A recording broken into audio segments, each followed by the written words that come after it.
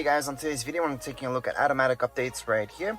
So for your car, just go right into your settings. First of all, before we get into updates, make sure Wi-Fi connection, hook it up to your house. Once that's done, just go down and you're going to see updates preferences about. Under updates, you're going to see checking updates. This will check your updates, but that's not what we want right now. What we want right now is go to preference. You're going to see this, download new updates in the background.